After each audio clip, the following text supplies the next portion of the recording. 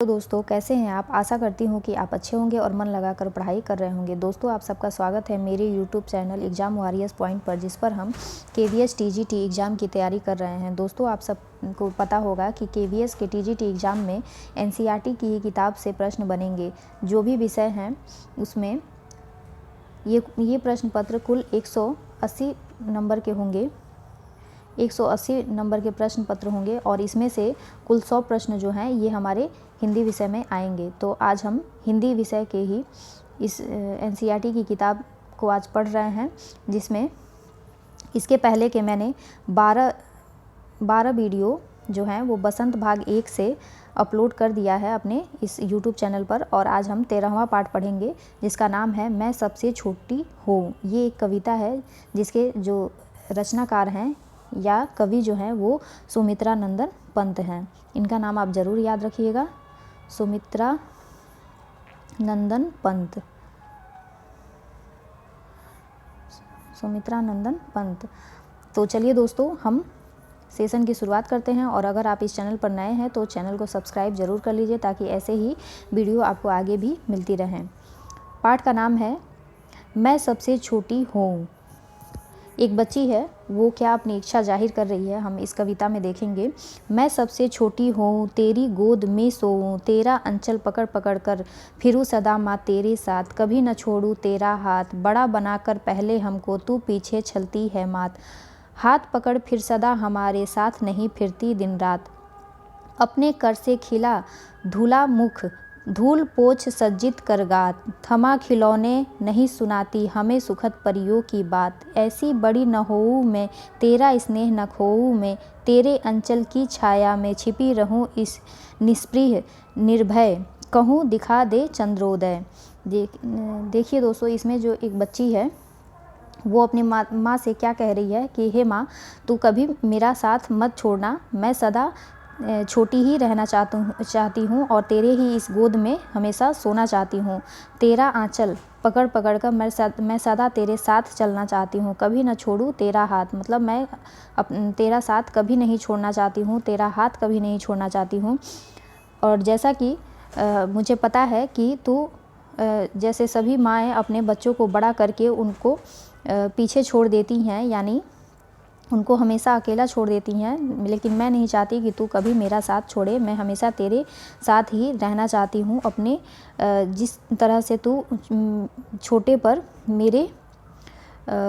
मेरे साथ खेलती थी, मेरे साथ दिन रात रहती थी, वैसे ही मैं चाहती हूँ कि मेरे बड़े होने पर भी तू मेरे साथ रहे। और जैसे तू छोटे होने पर मुझे खिलाती थी, धूल मुख साफ़ करती थी, मुझे बहुत अच्छे से सजाती थी, मेरे साथ गाती थी, मेरे खिलौने थमाकर मेरे साथ खेलती थी, मुझे परियों की बातें सुनाती थी या कहानियाँ सुनाती थी। मैं चाहती हूँ कि तू हमेशा मेरे साथ ऐसे ही रहे और मैं तेरे साथ हमेशा इसी प्रेम के साथ रहूँ और तेरे आंचल की छाया में हमेशा छिपी रहूँ, जिसमें कोई भय नहीं है, मैं हमेशा निर्भीक होकर रहती हूँ तेरे आंचल में, वैसे ही मुझे निर्भय होकर सदा तेरे साथ रहना है। तो देखिए इसमें सुमित्रा नंदन पंत ने कितना ही प्यारा ये कविता लिखा है। एक छोटी बच्ची के माध्यम से वो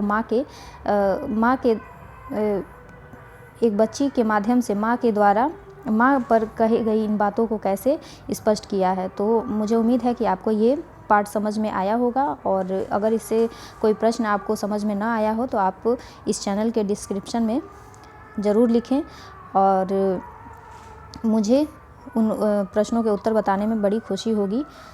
तो आइए दोस्तों हम अभ्यास प्रश्न देखते हैं। कविता में सबसे छोटी होने की कल्पना क्यों की गई है।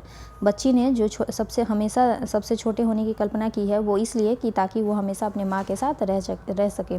कविता में ऐसी बड़ी न होऊं मैं क्यों कहा गया है, क्या तुम भी हमेशा छोटे रहना पसंद करते हो। तो देखिए ऐसा इसलिए कहा गया है ऐसी बड़ी न होऊं मैं, क्योंकि अगर वो बड़ी हो जाएगी तो अपनी माँ से दूर हो जाएगी या माँ उसको छोड़ के चली जाएगी, तो इसी डर से वो कहती है कि ऐसी बड़ी न होऊं मैं जिससे तू मेरा साथ छोड़ दे। फिर अगला है आशय स्पष्ट करें। इसमें इन 2 पंक्तियों के अर्थ स्पष्ट करना है। हाथ पकड़ फिर सदा तुम हमारे, हाथ पकड़ फिर सदा हमारे साथ नहीं फिरती दिन रात। मतलब वो बच्ची जो है वो शिकायत कर रही है अपनी माँ से कि हे माँ, जिस तरह से मैं जब छोटी थी तो तू मेरा हाथ पकड़ के हमेशा मेरे साथ दिन रात हमेशा मेरे साथ चलती थी, लेकिन अब क्या है कि अब मेरा हाथ नहीं तू पकड़ती है और ना ही मेरे साथ दिन रात चलती है।